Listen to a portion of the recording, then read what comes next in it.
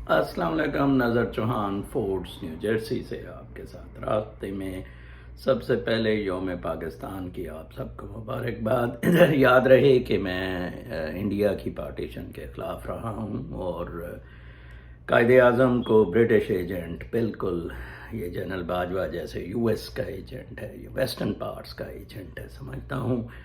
But اب یہ ملک بن گیا تو ہمیں اس کو، کیونکہ میں ادھر پیدا ہوا، میرے لیے یہ ماں دھرتی سے کم نہیں ہے، اس کی پروٹیکشن ہم سب کے لیے فرض ہے، اور ہم حلالی نہیں ہیں اگر ہم پاکستان کی پروٹیکشن نہ کریں، اس کی آئینی سرحدوں کی اور اس کی فزیکل سرحدوں کی۔ مجھے بہت دکھ ہوتا ہے جو کچھ پاکستان میں اب ہو رہا ہے، لیکن میں پھر آپ کو بتا دوں یہ قدرت کا کرما کا کھیل ہے۔ پہلی دفعہ امریکہ پوری opposition, western liberal democratic mafia جو ہے، ایک بندے نے اس کو پورے نے للکار دیا ہے۔ او آئی سی سمٹ، او آئی سی کانفرنس میں بھی جیسے عمران خان نے کل خطاب کیا ہے، دیٹ از اٹ۔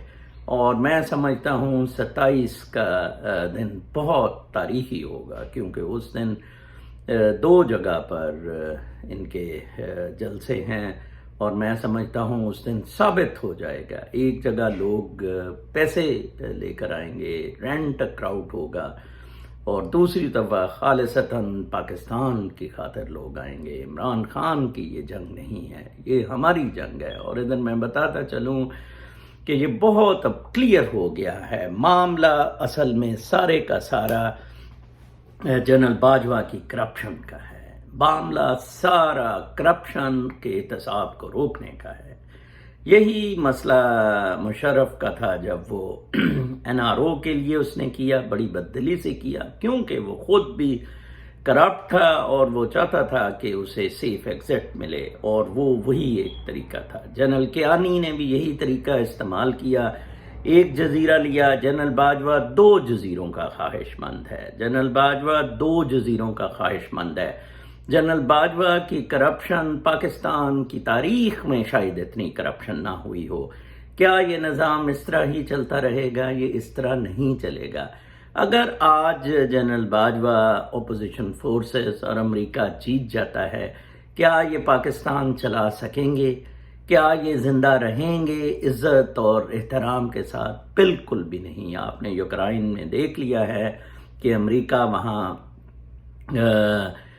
ہار گیا ہے، اور چین کا امبیسڈر او آئی سی میں تھا ہی اس لیے۔ اب آپ دیکھیں یہ امریکہ کا ٹاؤٹ ہے جی ایچ کیو کے جرنیل، کمال ہے۔ ویسے میں تو حیران ہوتا ہوں، ان کو ٹھڈے مار کے عوام کو جی ایچ کیو سے باہر نکالنا چاہیے۔ عوام یہ وہ لوگ ہیں جن کو نواز شریف کہتا تھا، فضل ڈیزل کہتا تھا کہ ہماری جنگ عمران خان سے نہیں ہے، سلیکٹر سے ہے۔ کمال ہے جی۔ اور آج شاہد خاقان عباسی اوپنلی دیدہ دلیری سے کہہ رہے ہیں، اچھا جی وہ مقصود جو چوکیدار ہے وہ میرا بھائی ہے، ٹھیک ہے جی، وہ دبئی سے ڈاکے مار کے پیسے بھیجتا ہے، کیا پاکستانی قانون کو کیا تکلیف؟ اندازہ لگائیں۔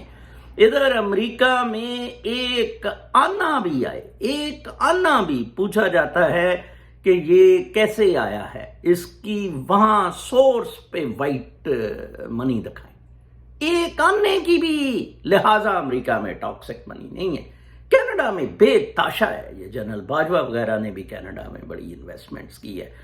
آپ دیکھیں پورا تھرو آؤٹ کس طرح وہ دوسرے باجوے کو ننگا کیا گیا، حالانکہ بیہائنڈ دا سین یہ کرپٹ تھا۔ این ڈی ایم اے کا وہ جو موٹا پیٹو تھا، اس سے اس نے اتنا پیسہ کھایا۔